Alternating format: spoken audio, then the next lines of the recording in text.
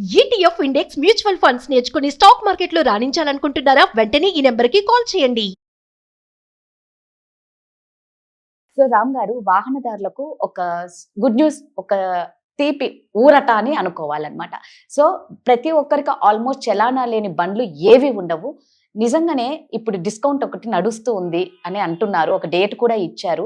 ఆ డేట్ ఏంటి, ఎలాంటి వాళ్ళు ఈ డిస్కౌంట్ ని యూజ్ చేసుకోవచ్చు, ఎలాంటి వాళ్ళు డిస్కౌంట్ యూజ్ చేయకూడదు, తర్వాత దీనికి ఏమైనా ఆన్లైన్ ద్వారా చేసుకోవచ్చా? ఎప్పటి నుంచో పెండింగ్ ఉన్న చలాన్లు, ఎప్పటి నుంచో పెండింగ్ ఉన్న కేసెస్ ఇవన్నిటిని సెటిల్ చేసుకోవడానికి లోక్ అదాలత్ డ్రైవ్ ఒకటి అవుతుందండి.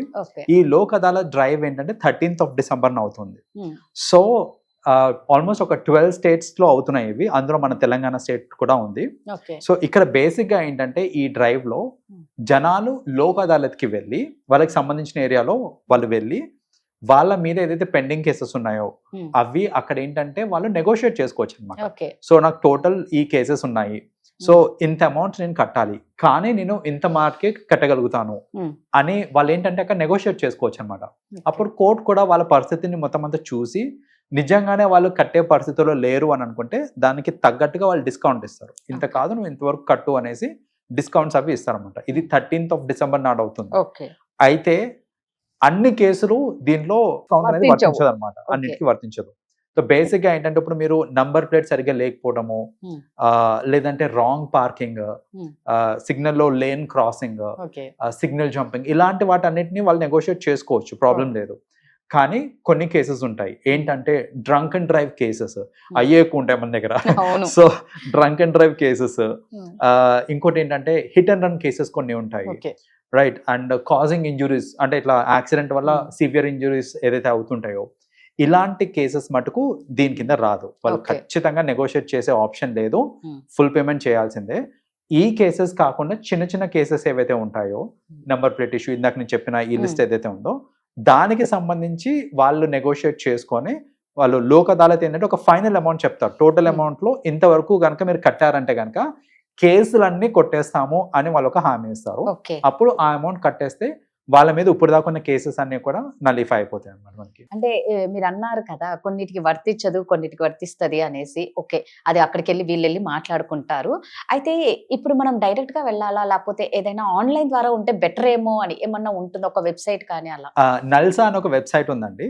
సో ఈ నల్సా వెబ్సైట్ లో ఏంటంటే వాళ్ళు లాగిన్ అయిన తర్వాత మన డీటెయిల్స్ కనుక మనం ఇచ్చామనంటే మనకి కావాల్సిన వాళ్ళు ఏంటంటే ఒక కైండ్ ఆఫ్ టోకెన్ నెంబర్ లాగా ఉంటుంది అనమాట. సో ఏ ఏరియాలో ఎక్కడ ఈ డ్రైవ్ అనేది అవుతుంది, సో మన టోకెన్ నెంబర్ అది కూడా ఉంటుంది అనమాట. అది కనుక మీరు అందులో ఫిల్అప్ చేసుకుంటే మీకు టైం స్లాట్ కూడా వస్తుంది మనకి.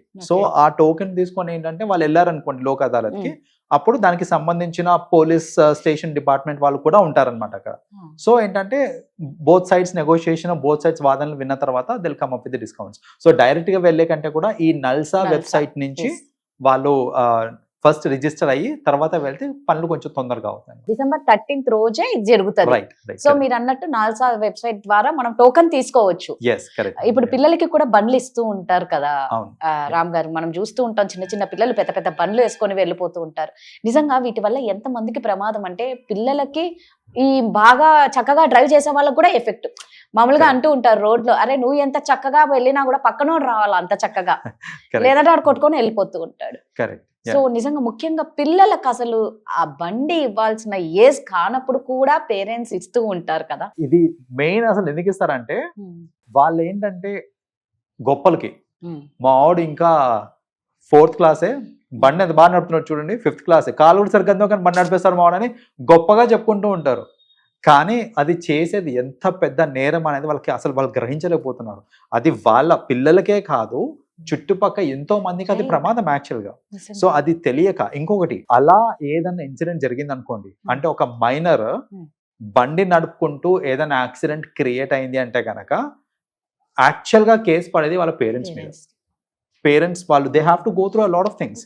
సో వాళ్ళు కోర్టుల చుట్టూ తిరుగుతూ ఇంకొక లైఫ్ ని వీళ్ళు తీసుకున్నారని ఒక గిల్ట్, ఇవన్నిటికీ రెస్పాన్సిబుల్ ఎవరు అంటే పేరెంట్స్ అవుతారు. కాబట్టి ఆ గొప్పలకి పోయి లేదా సరదాకి వాళ్ళు ఏదో అడుగుతున్నారు కదా అనేసి అలా బండ్లు ఇచ్చేయడం కరెక్ట్ కాదండి. ఒక సర్టన్ ఏజ్ వచ్చాక ప్రాపర్ గా డ్రైవింగ్ లైసెన్స్ తీసుకొని మీరు నేర్పించుకొని ఇవన్నీ చేశారంటే కనుక obviously that is the right way of going ahead. అప్పుడు ఏంటంటే ఎవ్రీబడి విల్ బి సేఫ్, మీ పిల్లలు కూడా సేఫ్ ఉంటారు, చుట్టుపక్కల వాళ్ళు కూడా సేఫ్ ఉంటారు. సో ఈ నార్మ్స్ ని పాటించడం చాలా ఇంపార్టెంట్.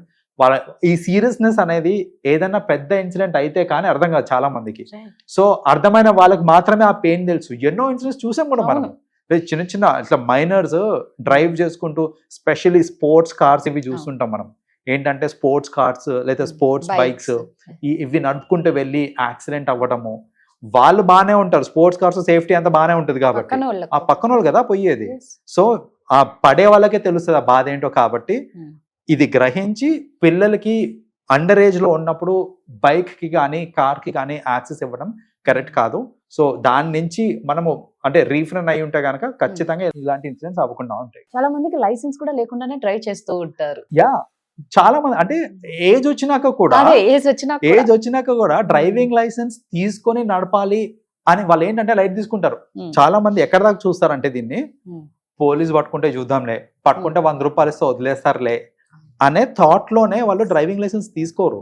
కానీ మీరు ఒక ఇన్సూరెన్స్ ని క్లెయిమ్ చేసుకోవాలన్నా, ఏదైనా ఇన్సిడెంట్ అయినప్పుడు, ఇప్పుడు సపోజ్ నా బండికి ఏదైనా అయింది, నా బండికి ఇప్పుడు నేను రిపేర్ కాస్ట్ పెట్టుకోలేను, నేను వాడు 1,00,000 రూపాయలు ఏమో అవుతుంది అంటున్నాడు, బండికి ఇన్సూరెన్స్ కూడా ఉంది కానీ నాకు లైసెన్స్ లేదనుకోండి, నేను క్లెయిమ్ చేసుకోలేను.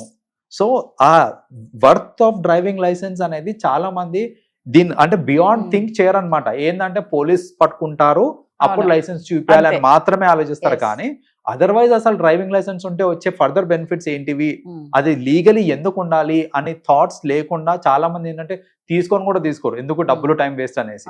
కానీ తర్వాత ఇలాంటి ఇన్సిడెంట్ ఏదైనా అయిందనుకోండి, అప్పుడు వాళ్ళ దానికంటే ఇంక చాలా ఎక్కువ పెట్టాల్సి వస్తుంది వాళ్ళ చేతిలోంచి. నిజంగా. సో లైసెన్స్ అనేది చాలా ఇంపార్టెంట్ అండి. పిల్లలకైతే అసలు బండ్లు ఇవ్వకండి. సో December 13th అందరూ చక్కగా యూస్ చేసుకోండి, మంచిగా డిస్కౌంట్ పొందండి. థ్యాంక్ యూ అండి. వెల్కమ్ అండి.